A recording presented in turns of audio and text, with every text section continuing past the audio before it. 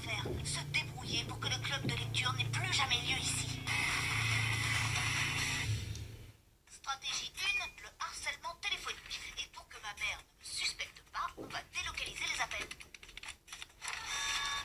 Ça va être vraiment super. Je vais en distribuer dans toute la ville. C'est quoi Pizza Mama? Une pizzeria qui livre gratuitement et super rapidement si on commande par téléphone. Je vais vous lire le passage qui m'a bouleversée. Je reviens tout de suite.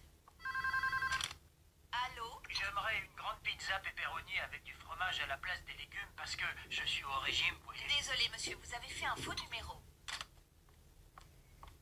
Donc, comme je vous le disais, j'ai été... Allô? Bonjour, de suprême aux anchois, une Hawaï, un paquet de graissins, c'est noté. Non, c'est pas noté, pour la simple et bonne raison que nous ne sommes pas une pizzeria. Alors, au revoir. Non, annulez les graissins et ajoutez des calamars frits. On dirait que quelqu'un veut saboter mon club de lecture. Angelo! Oui, maman? Je fais pas trop de bruit, j'espère. Je ne voudrais pas déranger ton club de lecture. Ça va, merci. Elle va attendre quelques secondes et d'un seul coup, elle va ouvrir la porte pour essayer de me prendre la main dans le sac. C'est bon, la voie est libre. Il ne me reste plus un seul prospectus. T'inquiète, j'en ai imprimé des nouveaux et ceux-là, je vous garantis qu'ils vont faire du bruit. Alors, on en était où? Au passage qui vous a bouleversé. Oh, si c'est encore pour une pizza! Allô?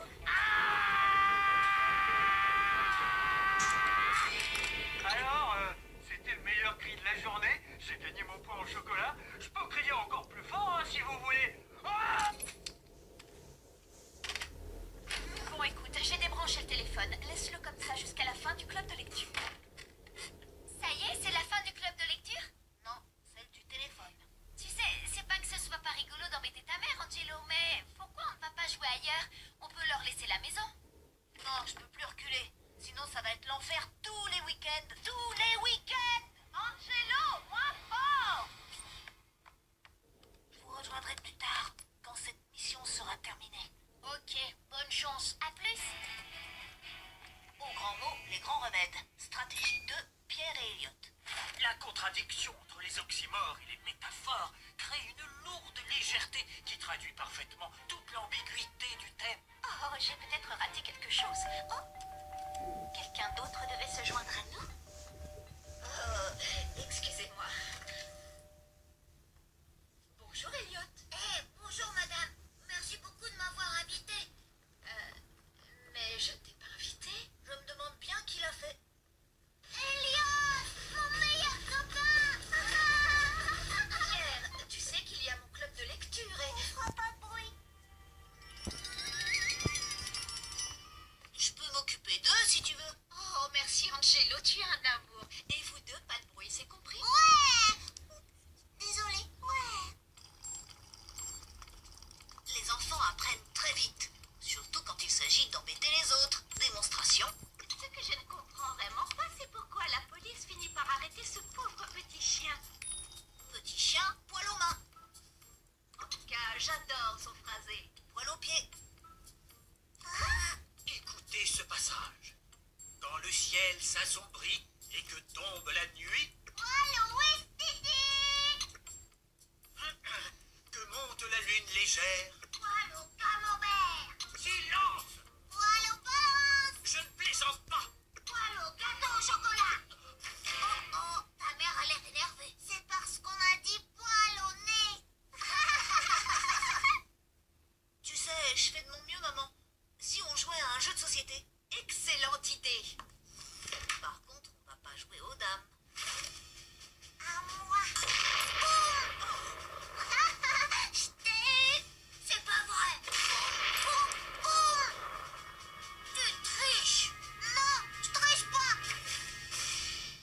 Et si je leur donnais des livres, ils pourraient faire semblant d'être dans un club de lecture et on se met sagement dans un coin du salon pour que tu nous aies à l'œil. Les parents adorent quand leurs enfants lisent. Elle pourra jamais dire non. Bien, on peut enfin reprendre. Qui veut parler de la fin? Moi. Il y a un combat entre Von Elbow et Capitaine Tentacule et c'est trop bien. Non, le combat